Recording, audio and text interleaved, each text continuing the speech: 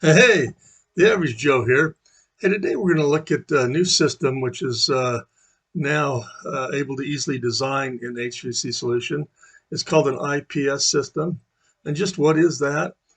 That's a system that integrates the hydronic heating and cooling system with the domestic hot water and cold water system into one system here, hydronic. And you'll see, I'm going to zoom in here on the heating side.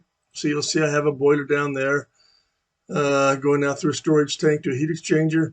Then I've got a little black box outline. Let's say that's like the floor plan. I have a top view here of all my components. And you'll see we're providing 140-degree temperature.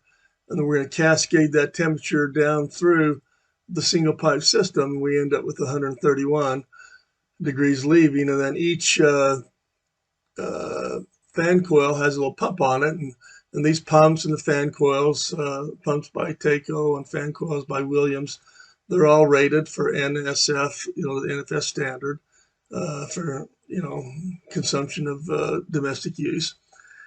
And then right before that pump, let me kind of move over here to the right. You'll see that piping is taken off to serve the domestic hot water and cold water fixtures in that apartment with a little tempering valve serving the hot water.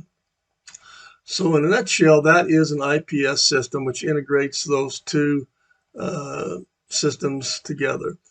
Now, the cooling system, you'll see there's an air-cooled chiller going to the heat exchanger, then out to the fan coils as well. There's one fan coil, and each fan coil would have a heating coil and a cooling coil in it.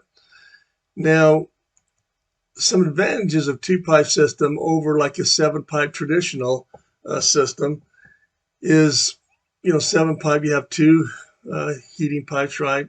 Heating, hot water supply and return, two for cooling, the supply and return, one each for domestic hot water and cold water, and then one recirc. So those seven pipes are all basically integrated into two pipes, one for the heating and one for the cooling of the project. So in essence, just as an engineer, common sense, you've got a lot less, uh, materials to maintain and operate, like 15% less. 20% reduction in labor costs to install the systems. You're installing a lot less piping. 30% less product to build. And you're going to use 5 times less refrigerant than other types of systems, and 60% less piping. And like I say, it meets all the NSF requirements. So let's just build a system here so we can see how that works. I'm going to go to File, New.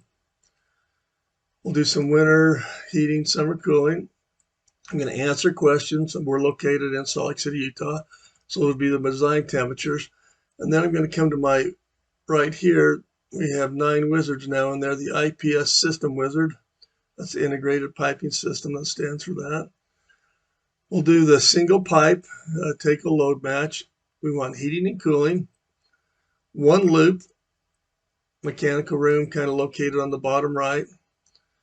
8 loops, 8 loads. We could do 10 loads if we wanted. Alternate kind of on the piping.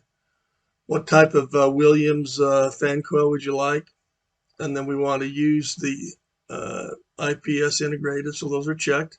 This box is checked, so it's going to make all these the same. In other words, you can use the same load on each one of those, but I can cycle through that 10 times and change that load. So you'll see here the fixture category. There's different types of buildings that have different fixtures. So you can all decide which that is, because that matters in calculations, as well as the recovery category. And then these are the fixture units that are associated with the selections before, the different options. Fixture pressures. And then what type of source do you want? I did boiler and air-cooled chiller, but you see you can do heat pumps as well, cooling towers and other types of choices there. And then how many heat exchangers do you want? Mixing storage tanks, that would be if you want to add some storage. Right there, one boiler, one air-cooled chiller. What type of pump configuration? I did manifolded. You'll see the different types there. one heat exchanger, the pumps, and then the pumps for the heat exchanger, valves. We just added IMI valves lately to the software, expansion tanks, air separators. Also, we have some nice ADDI fluid flow to magnetic filters for the system. If all goes well, we should have the system built here for us.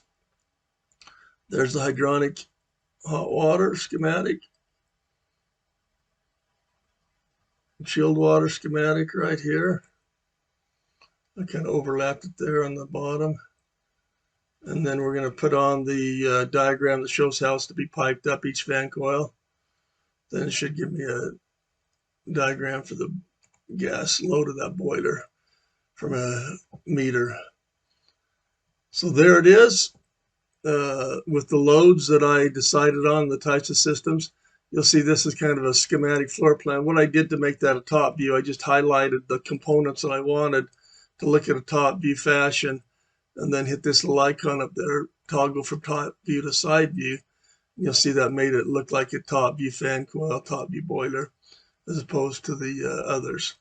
Anyway, hope you'll look this system over. You can go to Williams' website and learn more about the IPS system as well. Just contact us. Hope this has been helpful, and hey, thanks for watching.